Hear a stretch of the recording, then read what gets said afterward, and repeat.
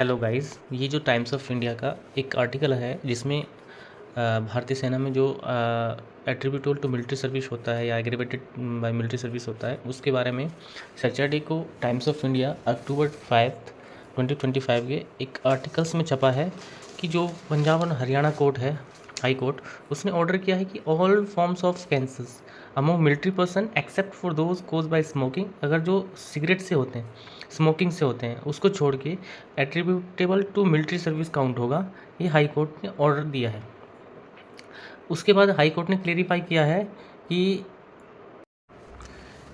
High court clarify कर रहा है in its recent order that transformation of normal cells into malignant tumour cells can happens as a result of constant stress suffered by military persons for a prolong times. अगर लंबे समय से कोई stress हो गया तो उसकी नसों पे जो ट्यूमर्स कैन भी हो सकता है, ठीक है, ट्यूमर हो सकता है।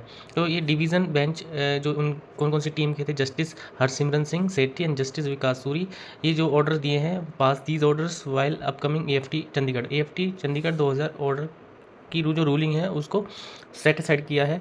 और ये किसके संदर्भ में दिया है? Which directed that Kumari Salochana Verma be granted after the death of her son on June 24, 2009 due to cancer की वजह से उनके एक बच्चे की डेथ हो गई थी जो भारतीय सेना में कार्यरत थे।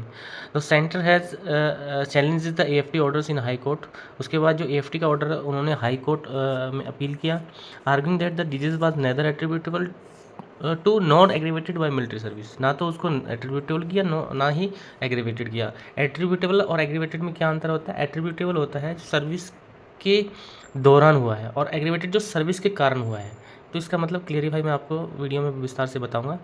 और उन्होंने मेडिकल बोर्ड्स जो फाइंडिंग्स हैं उसको भी कहा है कि जो contented that cancer being a rare and aggressive conditions and could not be link to the stress, जो कहे कि भाई ये स्ट्रेस से काउंट नहीं होगा, इसलिए इसको मिलिट्री ड्यूटी के नज़र में नहीं रखा गया था।